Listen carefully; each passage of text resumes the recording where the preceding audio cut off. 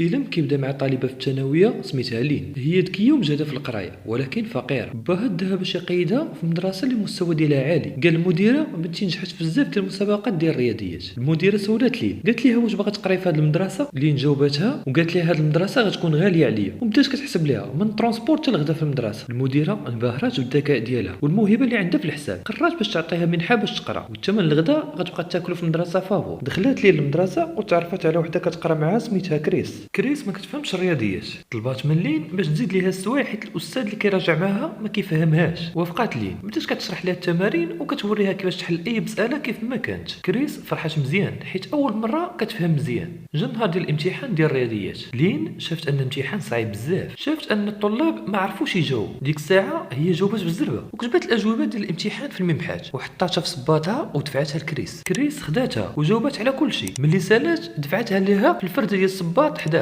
كان قريب يشوفهم من المراقب ولكن لين عتقات الموقف وما شافهمش وما عاقش بهم. كريس اول مره تجيب شي نقطه مزيانه في امتحان. فرحات بزاف وعرضات على لين نهار ثاني عند صاحبها باكو اللي تا هو كسول. ملي باكو تلاقى مع لين قال لها راه كريس عاودت لي على كل شيء شنو درتي معاها. قال لها اعطيني الاجوبه ديال الامتحان وانا غنعطيك 3000 لكل ماده وراه كاينين 5 ديال صحابي حتى هما غاديين يخلصوا. بغى يحسب شحال غادي يعطوها كاملين ولكن لين جاوبته بالزربه وقالت ليه 234000. انبهر من القدره ديالها على الحساب ولكن عرفت ان المنحه اللي كتاخذها من المدرسه ماشي كلها فابور وخاصها تخلص باش تكمل القرايه. تصدمات ملي مشات للدار قلبات في الوراق ديال باها لقات توصيل ديال الخلاص فيه 200000. طلع لها الدم وبكات. سولات باها قالت لي علاش دخلها لهاد المدرسه الغاليه. قال لها انا بغيت نضمن لك المستقبل ديالك. موراها لين مشات تلعب على البيانو. جاتها فكره ذكيه. نهار ثاني جمعت الطلاب اللي غتغششهم بالفلوس. قلت لهم انا غادي نحرك صباعي بواحد الشكل يعني كل صباع كاين حرف. نهار الامتحان لين حركات صباعها والطلاب كتبوا الاجوبه ونجحوا كاملين. لين خدات منهم الفلوس وشرات لباها واحد الشوميز غاليه. قالت ليه صورت هاد الفلوس من شي وحدين كنقريهم البيانو. باكو قال لين قال لها راه كاينين طلاب اخرين حتى هما بغوك تزيديهم معنا وغيخلصوك حتى هما. هي وافقات. كان كاين واحد طالب قراي حتى هو بحال لين سميتو بانك كيتنافس معاها. الاكاديميه دارت واحد المسابقه ديال الطلاب العباقره. شاركات لين وبانك بسميه ديال المدرسه ديالهم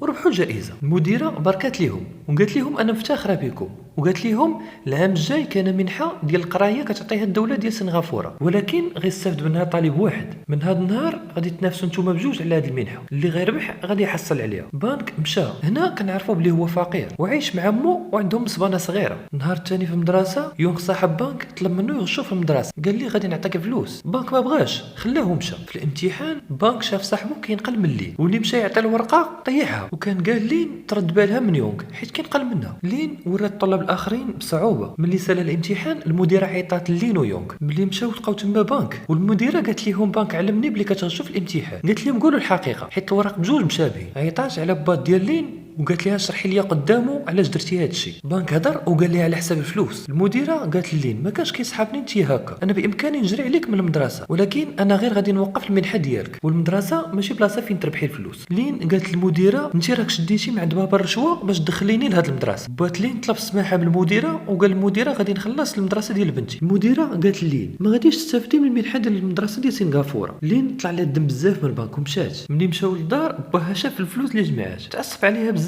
وحيت الشوميز اللي شرات ليه ورماها ليها وهي حزينه كتبكي. مورا ما داز مده كريس تلاقات مع لين وقالت ليها العائله ديال باكو عرضوا عليا وشكروني حيت عاونت ولدهم في القرايه ومن النهار اللي ارتبطت انا وياه والنقاط ديالو ولاو مزيانين. عرضوا عليا نسافر مع باكو لواحد الجامعه في ميريكان. قالت ليها باش نسافروا انا وياه خاصنا ننجحوا في واحد الامتحان ديال القبول في الجامعه وإلا عاونتينا غادي نعطيوك 600000. لين ما بغاتش وقالت ليها بارك عليا غير اللي وقع ليا وخلاتها ومشات. موراها وهي غاديه شافت واحد كيهضر مع بنته في التليفون. قال ليها احنا عندنا الليل وانتم عندكم الصباح. لين انتبهت الفرق ديال التوقيت ما بين الدول. جاتها فكره ذكيه باش تعاون كريس وتاخذ الفلوس. الفكره هي ان الامتحان ديال القبول في الجامعه كيكون بحال في ساعه محدده وكل بلاد على حساب توقيتها وهكذا هي ممكن دوز الامتحان في شي دوله وتعرف الاسئله وتقولهم لهم. قالت لهم جمعوا الطلاب كاملين اللي غادي يخلصوا فلوس حتى انا محتاجه فلوس باش نقرا في مدرسه في ميريكان. ولكن لين قالت لهم ان الاسئله ديال الامتحان كيكونوا 100 سؤال وهي غادي تقدر تحفظ غير النص وخاص يكون معها بانك باش يحفظ حتى هو النص الاخر حيت ما كاينش من غيره اللي غيقدر يحفظهم، ولكن هو ما غاديش يبغي. موراها كنشوفوا شي وحدين كيضربوا بنك قبل الامتحان ديالو ديال منحه سنغافوره، داكشي علاش ما دوزوش ومشات ليه المنحه. مورا شي ايامات كانت لينو المجموعه ديالها جالسين، جا واحد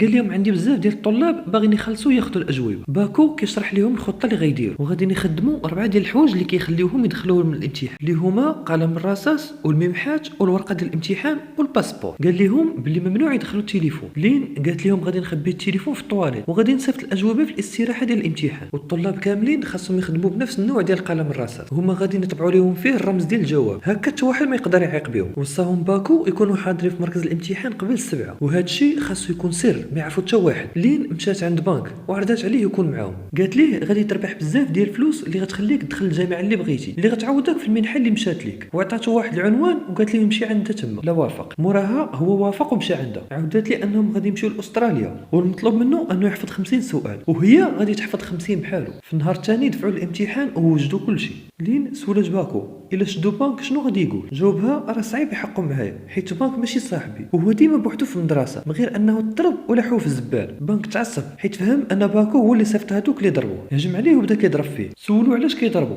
قال لهم انا ما قلت حتى واحد راه لاحوني في الزباله، اذا باكو هو السبب في المنحه اللي مشات ليا. باكو طلب منه السماح وقال ليه انا محتاج هذيك المنحه باش نعاون امي ونحيدها من تمار. لين وكريس تاثروا بهضرته. مورا ما مشى حتى هما خلاو باكو ومشاو. لين كانت خرجات وتلاقات بنك، قال ليها غادي نكمل حيت محتاج الفلوس. في النهار الثاني سافروا لاستراليا ودخلوا المركز اللي غيدوزوا فيه الامتحان، خباو التليفونات في الطواليت ودخلوا الاقسام وعرفوا بلي الامتحان غادي يقسموه لهم على 3 المراحل بيناتهم 10 ديال الدقائق. بداو كيجاوبوا كيحفظوا في الاسئله، جراو للطواليت وبداو كيصيفطوا في الاجوبه. باكو وكريس طبعوهم على الاقلام. لينو كريس دخلوا الحصه الثانيه ومن سالت دخلوا الطواليت، ولكن لين لقى الطواليت عامره وما غاديش تقدر تصيفط الاجوبه. اما بنك دقات عليه اللجنه وقالوا ليه خرج، صيفط الاجوبه بالزربه وخرج، ولكن الغطا ديال الطواليت طاح وتهرس. لاح التليفون في الطواليت واللجنه دخلوا عليه وشدوه. لين دخلت عليها وحده وخرجاتها حيت الحصه الثانيه غادي تبدا. المراه شكات فيها، دخلت للطواليت تقلب، ولكن لين كانت دايره التليفون في الصباط ديالها شافت ان بنك شدوه، خبات التليفون في الثلاجه ديال الماء ومشات تكمل. كانت خايفه بزاف ومتوتره، وبالاخص ملي بنك ما رجعش هكا خصها تحفظ الاجوبه كاملين بوحدها. ملي حفظاتهم دارت راسها مريضه